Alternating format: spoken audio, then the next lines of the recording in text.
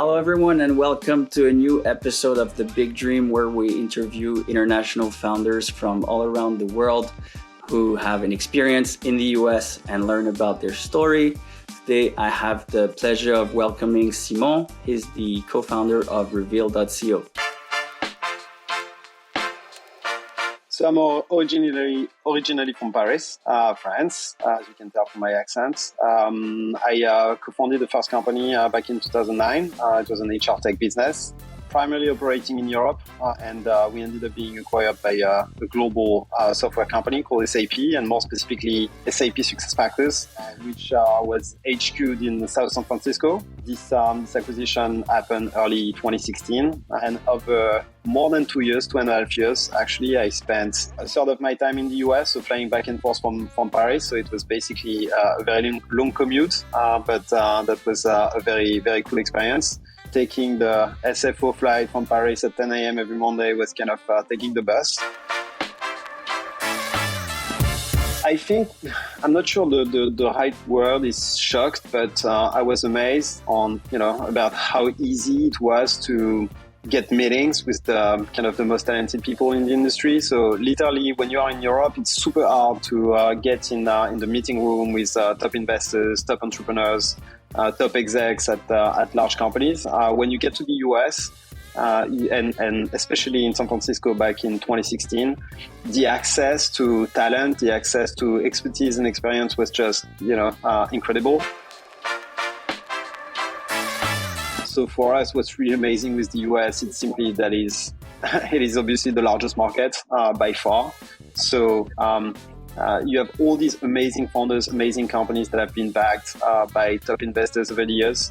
And the size of the opportunity, the size of the market when you launch a company in the US is just amazing, especially when you come from Europe and most of your experience is selling to European businesses, which is very, very complicated because you have to localize your product, you have to localize your team, and suddenly you get to the US and you have this incredible access to potential customers. So that's really the amazing opportunity. But it's true that as soon as you get to New York, we get an investment from inside partners or to the Valley or wherever in the US.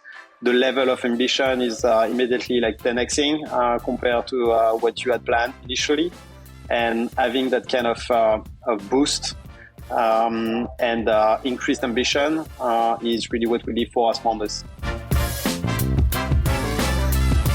I think the biggest mistake is when you come from Europe and you start working with people in the US, it sometimes feels that the market is more advanced and you're going to find more expertise and more talented people. And basically, if you hire someone from the US, then your business will immediately explode and kind of grow faster. I think that's not true. It's clear that you have a talent pool that is pretty amazing in the US, but people are not so different after all, right? So having the right structure, having the right processes, having kind of the right way to train and enable people in the US is equally important, if not more important than when you hire in Europe. So I think the mistake was assuming or expecting too much from people we would hire in the US. And it was obviously a mistake, but also to some extent an excuse for us not to provide the basic support that any employee should expect from a company, and that's clearly something that is impacting negatively the performance of the said employee and overall our US expansion. So that's clearly the number one mistake I've made, and I've seen many European companies do. Look, I feel pretty good. To be honest, it's just a little bit. It's obviously more complicated. It consumes more brain power and energy to be focused and to deliver what you have in mind when you speak in English. That's something I've been doing for almost a decade now, so I feel pretty comfortable. I also know that most people in the US probably only understand 60% of what I say, so it's pretty good because they have to assume that I'm smarter than what they hear. But I mean, the more you do it, the more you engage with people in the US, the more you realize that it doesn't really matter. At the end of the day, people are looking at what you do, what you say, and not necessarily how you say it. It's a very diverse country, so it's obviously an effort. It's obviously a disadvantage in some situations, but it can also turn into a very cool advantage. It's a pretty nice icebreaker in many situations. And overall, over the past 10 years, I've never been in a situation where it's been an actual issue. So I would say now I'm coping with my poor accent pretty well. I think it kind of forces you to stay humble, which is super important when you are trying to build companies and build products. When you come from France, when you come from Europe, you have less examples of billion-dollar companies or $100 billion companies. So it feels sometimes a little bit out of reach. I've seen a lot of, not all by any means, but for sure in the US, when you build a company and you are a US founder, especially a repeat founder, there is kind of an ego trip or an assumption that you're gonna make it, and it pushes you to overinvest even when you are not ready, to assume that whatever you do is right by your customers, by your prospects, and sometimes it's not. So I think if there is one advantage of coming from Europe and from France, more specifically, it would be kind of staying humble, focus on the customer, always kind of challenging what we are trying to bring to the market, and just having a step-by-step, profitable growth type of approach. It hasn't been, the most important aspect over the past 3-4 years, obviously, because the growth at all costs was more the trend.